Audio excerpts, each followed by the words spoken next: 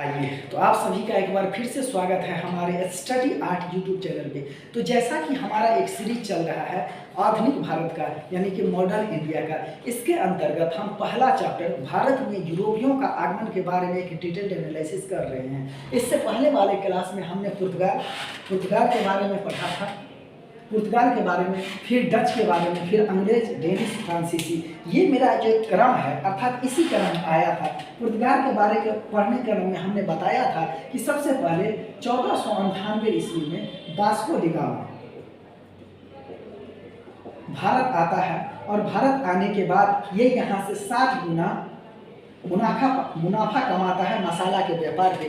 फलस्वरूप पुर्तगाली सरकार जो है काफ़ी इंटरेस्टेड होता है पूर्व की ओर व्यापार करने के क्रम में, और इसीलिए 1503 ईस्वी में पहली बार भारत में पुर्तगाल की जो है कंपनी यानी कि फैक्ट्रियां स्थापित होती है। कहाँ पे? कोचीन में। कहाँ पे?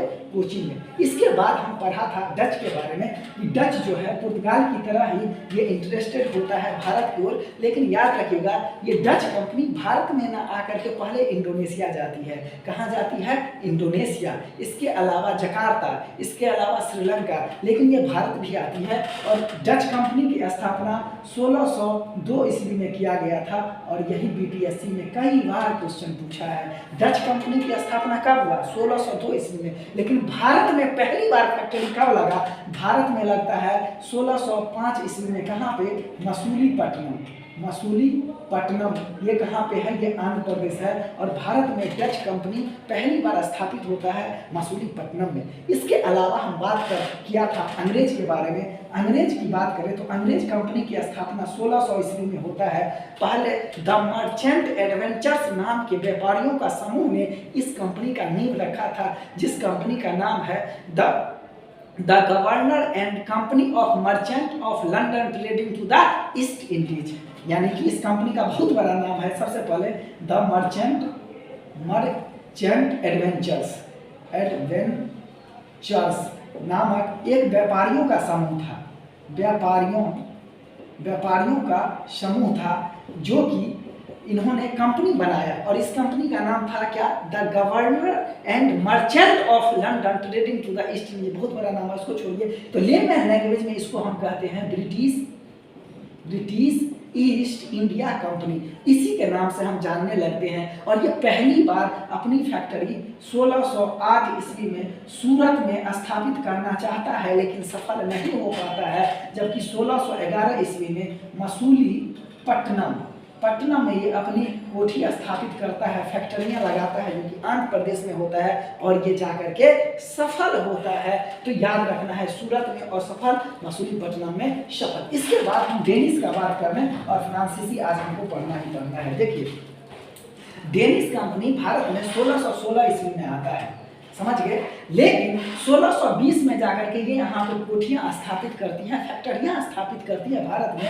उसके अलावा 1676 ईस्वी में सेरामपुर, ये कहाँ हुआ? ये बंगाल में है, अपनी फैक्ट्रियाँ या कोठियाँ स्थापित करता है। लेकिन हम बात करें कि पुर्तगाल, डच, अंग्रेज जैसे ये सफल नहीं हो पाता है। फाइनली ये क्या होता है? ये असफल हो जाता है, और असफलता की स्थिति में ये जो है 1845 ईस्वी में अंग्रेज के हाथों ये क्या करता है? बेच देता है। और इस प्रकार से अंग्रेज देखें तो यहाँ तक के क्रम में, यानी कि पुर्तगाल, डच, अंग्रेज और डेनिश तक के क्रम में अंग्रेज क्या है? अंग्रेज जो है एक सुपर पावर के रूप में ये यहाँ पे आता है, और यूरोप में कह सकते हैं कि इसकी बोलबाला बनने लगती है। उसके बाद आता है फ्रांसीसी कंपनी। फ्रांसीसी कंपनी की स्थापना 1664 ईस्वी में लुई 14वां के काल में होता है। बाबू, फ्रांस में एक शासक होते हैं लुई 14वां, ये बहुत बड़ा निरंकुश शासक होता है। कैसा होता है? निरंकुश होता है, निरंकुश शासक। और ये निरंकुश इतना होता है कि ये कहता है कि मेरे शब्द ही कानून है। निरंकुशता इसका इस आधार होता है, इस कदर होता है। उसी के दरबार में उसका एक मंत्री होता है जिसका नाम रहता है कोलबर्ट। मंत्री का नाम रहता है कोलबर्ट उसको मतलब परामर्श देता है, हुजूर क्यों ना एक कंपनी बनाया जाए। सब यूरोपीय देश भारत में जाके व्यापार करता है, इंडोनेशिया, मलेशिया में जाकर के व्यापार करता है, जकार्ता में व्यापार करता है। हम भी भारत की ओर चल पड़े, व्यापार करें, मुनाफा होगा, राज्य की स्थिति और बढ़िया होगी। फलस्वरूप कोलबर्ट की बात लुई 14वां को समझ में आ जाता है और एक कंपनी बनाने की मंजूरी दे देता है। इस प्रकार से 1964 में फ्रैंकेस डेस इंडेस ओरिएंटलिस कंपनी की स्थापना होता है, जिसको कि लेमन लैंग्वेज में फ्रेंच ईस्ट इंडिया कंपनी कहते हैं। क्या कहते हैं? फ्रेंच ईस्ट इंडिया कंपनी कहते हैं। तो आज हमारा टॉपिक ही है फ्रांसीसियों का आगमन भारत में, और फ्रांसीसियों के बारे में आज हम पढ़ेंगे। और इस प्रकार से यहाँ पे हमारा द एंड हो जाएगा ये वाला टॉपिक, पहला टॉपिक। तो आज हम फ्रांसीसी पढ़ के पहला चैप्टर जो भारत में यूरोपियों का आगमन है वो खत्म हो जाएगा। ध्यान से समझिएगा, स्टेट विल स्टडी हार्ड, बने रहिएगा।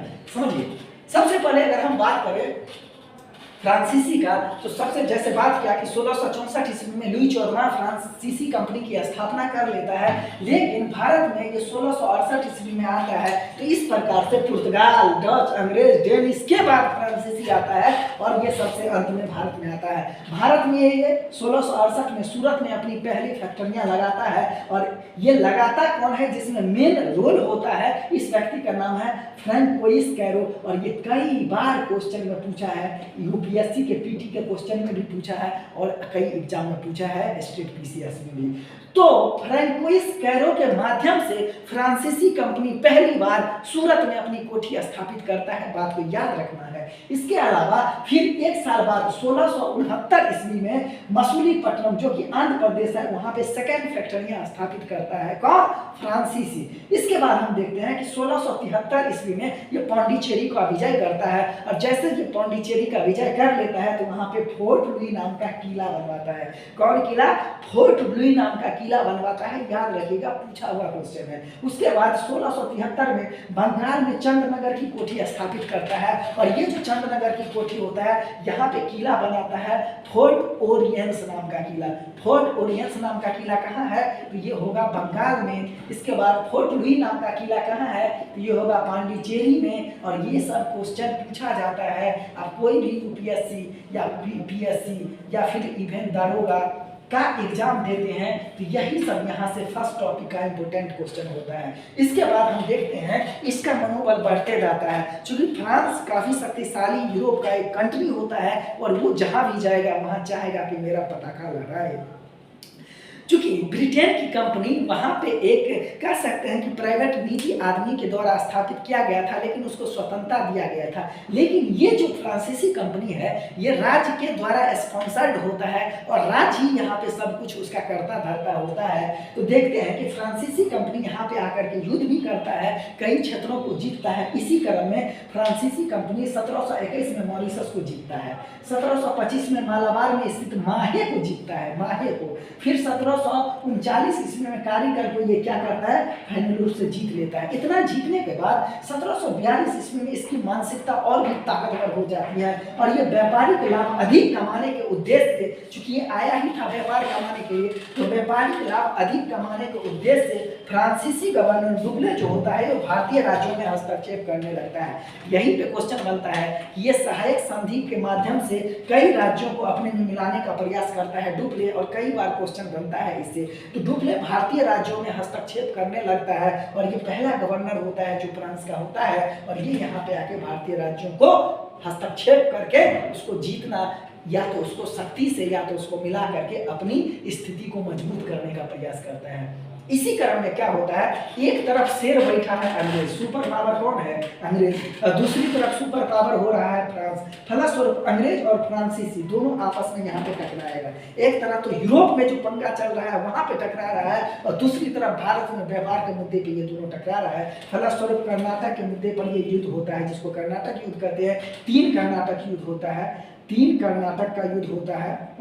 इसका हम चर्चा बाद में करेंगे, क्योंकि हमारा कंक्वेस्ट इंडिया है, मतलब यूरोपियों के द्वारा भारत विजय का, वो हमको पढ़ना है, तो वो चीज़ हम पढ़ेंगे अलग चैप्टर में। इसमें क्या होता है, 1760 में बांडेवास की लड़ाई होता है, और बांडेवास की लड़ाई में ये जो है अंग्रेज कंपनी जीत जाता है, यानी कि फ्रांसीसी हारता है, फ्रांसीसी हारता है और अंग्रेज अंग्रेज यहाँ पे जीतता है और जीतने के क्रम में एक छत्र राज हो जाता है।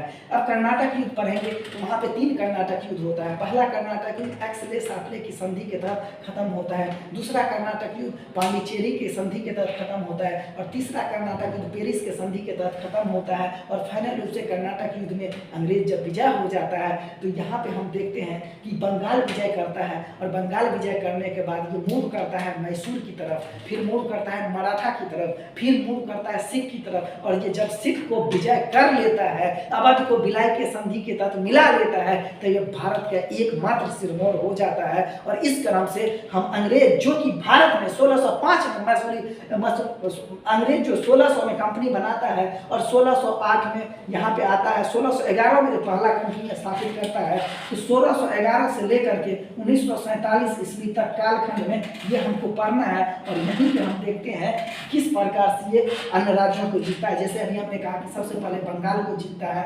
बंगाल में पलासी प्लस बक्सर का युद्ध करता है, जीतता है। इसके बाद ये जीतता है मैसूर को, 4 का मैसूर युद्ध होता है, फिर जीतता है आपको मैसूर के बाद मराठा को, उसके बाद और भी छोटे छोटे राज्य को जीतता है। उसके बाद अंत में हम देखते हैं ये जीतता है सिख